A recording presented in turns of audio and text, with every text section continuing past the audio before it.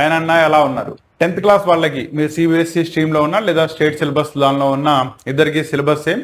లాస్ట్లో రాబోయే board exam దాంట్లో మాత్రమే ప్యాటర్న్ మారుతుంది తప్ప సిలబస్లో కానీ ఎక్సర్సైజ్లో కానీ ఎగ్జాంపుల్ ప్రాబ్లమ్స్లో కానీ స్టడీ మెటీరియల్లో కానీ వీటిల్లో ఏమీ తేడా ఉండదు.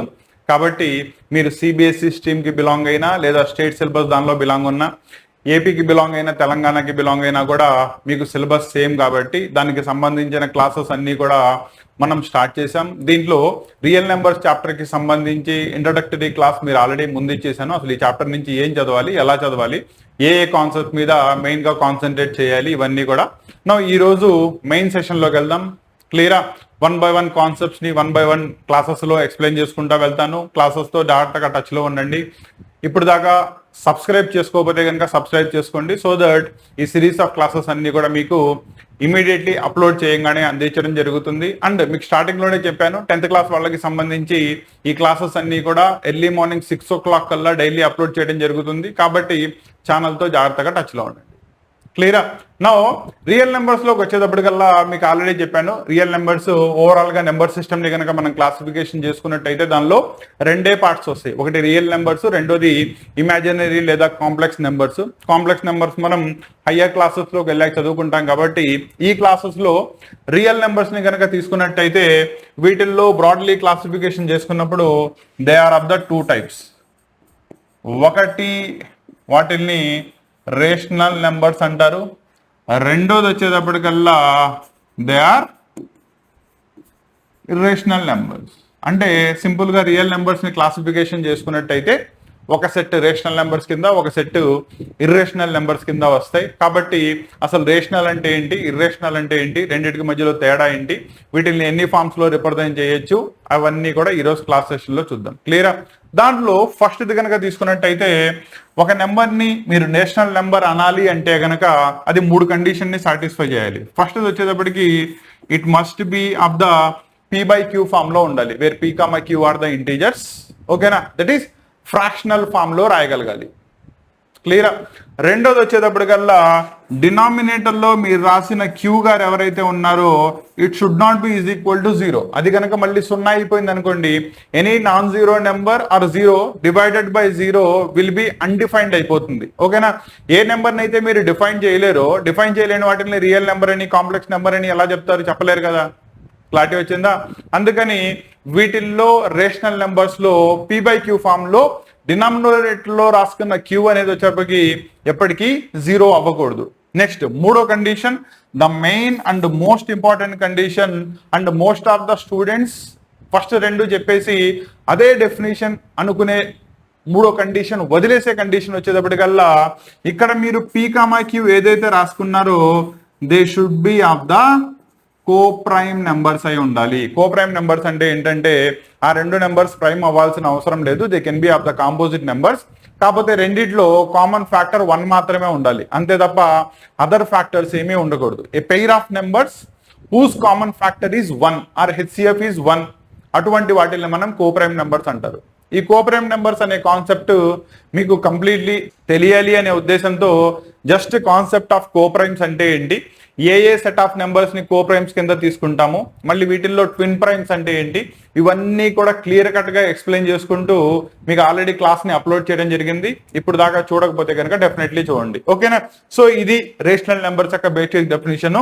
ఏ నెంబర్ని అయితే p/q ఫామ్లో రాస్తామో provided q should not be is equal to 0 and ఆ పెయిర్ ఆఫ్ నెంబర్స్ కోప్రైమ్ అయి ఉంటాయో అటువంటి వాటిని మనం రేషనల్ నెంబర్స్ అంటారు. వేరాస్ ఇర్రేషనల్ నెంబర్స్ వచ్చేటప్పటికల్లా వాటిని మనం q/q ఫామ్లో రాయలేము. కాబట్టి the numbers who cannot be represented in the p/q form will be classified into irrational numbers కిందకి వెళ్ళిపోతాయి. క్లారిటీ వచ్చిందా?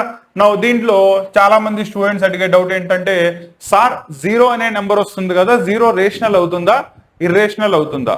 పాయింట్ జాగ్రత్తగా గుర్తుపెట్టుకోండి, ఆబ్జెక్టివ్లీ కూడా చాలా important. 0 is always a rational number. ఓకేనా?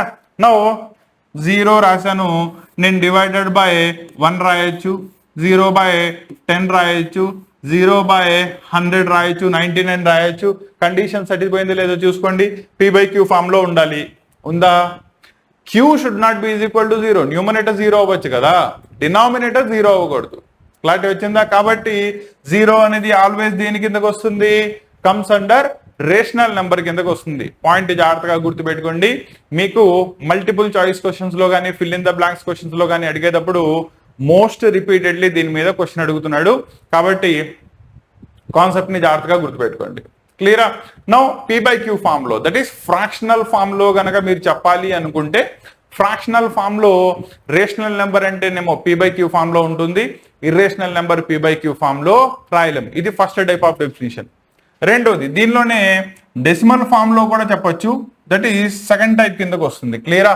నౌ డెసిమల్ ఫామ్ లో చెప్పాలి అంటే, decimal form either it should be terminating అయి ఉండాలి. అంటే ఏంటి? డెసిమల్ తర్వాత 1 ప్లేస్కో 2 ప్లేస్కో 10 ప్లేసెస్కో అది ఆగిపోవాలి. అటువంటి వాటిని ఏమంటారు? రేషనల్ నెంబర్స్ అంటారు. ఫర్ అన్ ఎగ్జాంపుల్ 0.4, 0.45, 0.473546 మీరు అబ్జర్వ్ చేసుకున్నట్టయితే ఇది ఒక ప్లేస్ కి టెర్మినేట్ అయిపోయింది, 2 ప్లేసెస్ తర్వాత టెర్మినేట్ అయిపోయింది, ఇది 6 ప్లేసెస్ తర్వాత టెర్మినేట్ అయిపోయింది. వీటిల్నే టెర్మినేటింగ్ డెసిమల్స్ అంటారు. Terminating decimals are also considered as, వాటిల్ని P/Q ఫామ్ లో రాసుకోగలం కాబట్టి they are known as rational numbers. రెండోది నాన్ టెర్మినేటింగ్, అంటే డెసిమల్ తర్వాత నెంబర్ వెళ్తూనే ఉంది. ఓకేనా? మరి అటువంటి వాటిని ఏమంటారు? నాన్ టెర్మినేటింగ్ అయి ఉండాలి, but it should be containing reoccurring unit. ఒక unit, it may be 2 decimals అయి ఉండొచ్చు, 3 డెసిమల్స్ అయి ఉండొచ్చు. ఆ యూనిట్ మళ్ళీ మళ్ళీ మళ్ళీ మళ్ళీ రిపీట్ అవుతూ ఉండాలి. ఓకేనా? ఫర్ అన్ ఎగ్జాంపుల్ 0.7 బార్ అంటే దీని మీనింగ్ ఏంటి? 0.7777 అండ్ సో ఆన్. అంటే 7 అనే యూనిట్ రిపీట్ అవుతూనే ఉంది.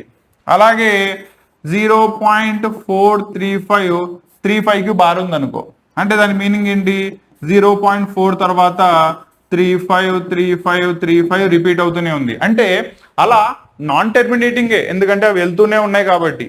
కానీ వాటిల్లో ఒక క్వాంటిటీ మళ్ళీ మళ్ళీ రిపీట్ అవుతుంది. అటువంటి వాటిల్ని రిపీటింగ్ లేదా రీఅకరింగ్ డెసిమల్ ఎక్స్పాన్షన్స్ అంటారు. అటువంటివి కూడా మీకు కమ్స్ అండర్ P/Q ఫామ్ లో రాసుకోగలం. 9th క్లాస్ లో ఆల్రెడీ చేసాం, అవునా? అవన్నీ కూడా మీకు రేషనల్ నెంబర్స్ కిందకే వస్తాయి. కాబట్టి డెసిమల్ ఫామ్ లో కనుక చెప్పాలి అంటే ఏదర్ టెర్మినేటింగ్ అయి ఉండాలి, లేదా నాన్ టెర్మినేటింగ్ అయిన సిచ్యువేషన్ లో they must contain repeating unit, that is reoccurring అయి ఉండాలి. వేరాస్ మూడో కండిషన్ వచ్చేటప్పటికల్లా non terminating non reoccurring, terminative అవ్వట్లేదు అలా అని చెప్పి రిపీటింగ్ యూనిట్ ఉందా అంటే రిపీటింగ్ యూనిట్ కూడా లేదు. జాగ్రత్తగా చూసుకోండి. 0.732461763214 అండ్ సో అని వెళ్తానే ఉంది. ఓకేనా? ఇక్కడ చాలా మంది స్టూడెంట్ కన్ఫ్యూజ్ అవుతున్నారు, జాగ్రత్తగా గుర్తుపెట్టుకోండి. ఇందులో సార్ ఇక్కడ మీరు 7 రాశారు, మళ్ళీ ఇక్కడ 7 రిపీట్ అయింది కదా. దీంట్లో ఇక్కడ 3 రాశారు, ఇక్కడ ఎక్కడో 3 రిపీట్ అయింది కదా. రిపీటింగ్ యూనిట్ అంటే అలా కాకూడదు నాన్న. ఇందులో ఒక క్వాంటిటీ ఏదైతే రిపీట్ అని చెప్పామో నెక్స్ట్ డెసిమల్ ఎక్స్పాన్షన్ లో అది మాత్రమే రావాలి. ఫర్ అన్ ఎగ్జాంపుల్ ఇందులో 3/5 రాసినట్టయితే ఇక నుంచి 3/5 మాత్రమే కంటిన్యూ అవుతుంది, అవునా? అలా ఒక quantity again and again and again అది మాత్రమే రావాలి. ఎగ్జాంపుల్, మీరు ట్రైన్ తీసుకున్నారు కదా, ఎదురు ఇంజిన్ ఉంటుంది, వెనకాల బోగీలన్నీ కూడా సిమెట్రికల్లీ ఒకే దానిలో ఉండి ఆ యూనిట్ రిపీట్ అవుతా వెళ్తా ఉంటుంది. అలా ఉన్నప్పుడు వాటిని ఏమంటారు? రీఅకరింగ్ యూనిట్ లేదా రిపీటింగ్ యూనిట్ అంటారు. అవన్నీ దేని కిందకు వస్తాయి? రేషనల్ నెంబర్స్ కిందకు వస్తాయి. అదే ట్రైన్ కి ఇంజన్ ఒకటి ఉంది, దానికి అటాచ్ చేసిన బోగీలన్నీ కూడా వేరే వేరే యాడ్ చేసామనుకోండి, అప్పుడు అదేమవుతుంది? నాన్ టెర్మినేటింగ్ అండ్ నాన్ రీఅకరింగ్, అవునా?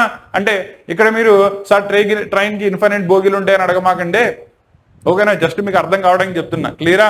అలా ఇందులో ఆ క్వాంటిటీ ఏదైతే రాస్తావో రిపీటింగ్ యూనిట్ మళ్ళీ మళ్ళీ అదే రావడం కనబడలేదు. కాబట్టి అవి దేని కిందకు వస్తాయి? నాన్ టెర్మినేటింగ్ అండ్ నాన్ రీఅకరింగ్ కిందకు వస్తాయి.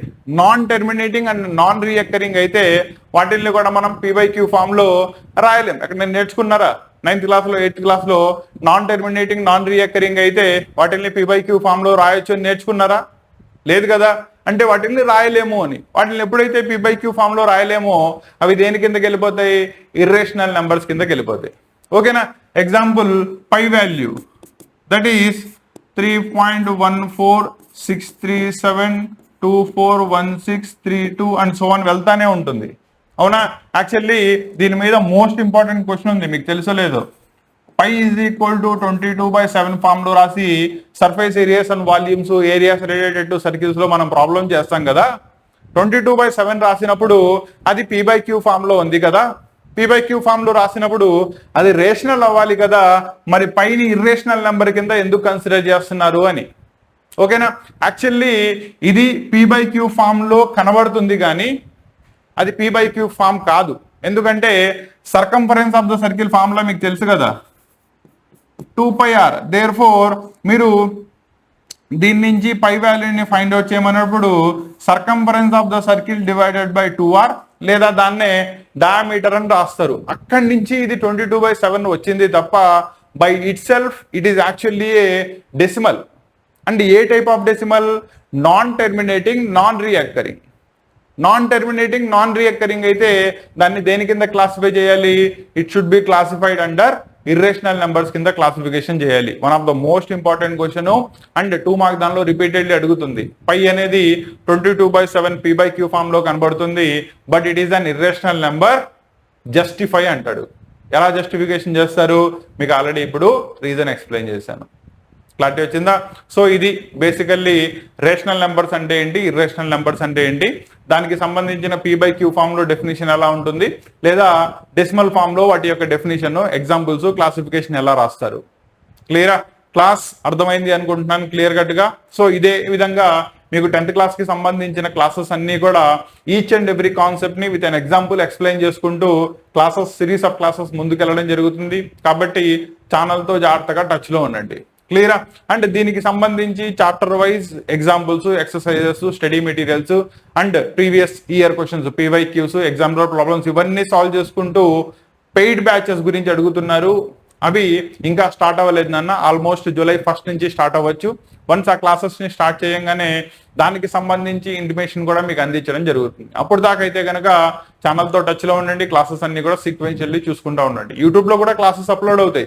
కాకపోతే ఏంటంటే యూట్యూబ్ దానిలో మీకు 10th క్లాస్ తో పాటు ఇంటర్మీడియట్ క్లాసెస్, ఇంజనీరింగ్ క్లాసెస్ కూడా అందుతూ ఉంటాయి. కాబట్టి మీ క్లాస్ కి మాత్రమే సంబంధించిన కంప్లీట్లీ షెడ్యూల్ ప్లస్ దాంతో పాటు నేను అందించే నోట్స్, నేను స్వయాన నా చేతులతో రాసిన హ్యాండ్ రిటర్న్ నోట్స్ కానీ లేదా ఎడిషనల్ స్టడీ మెటీరియల్స్ కానీ, ఎగ్జాంపుల్ ఎడిషనల్ ప్రాక్టీస్ ప్రాబ్లమ్స్ కానీ ఇవన్నీ కూడా మీకు యూట్యూబ్ ద్వారా అందించడం జరగదు. కాబట్టి 10th క్లాస్కి సంబంధించి మ్యాథ్స్ తీసుకున్న, సైన్స్ తీసుకున్న కంప్లీట్ ఒక సిస్టమ్ ఆఫ్ స్ట్రీమ్ ఆఫ్ క్యాలిక్యులేషన్లో దట్ ఈస్ ఒక ప్రాపర్ పద్ధతిలో ముందుకు వెళ్ళాలి అంటే కనుక దానికి paid batches are the more suggestible one.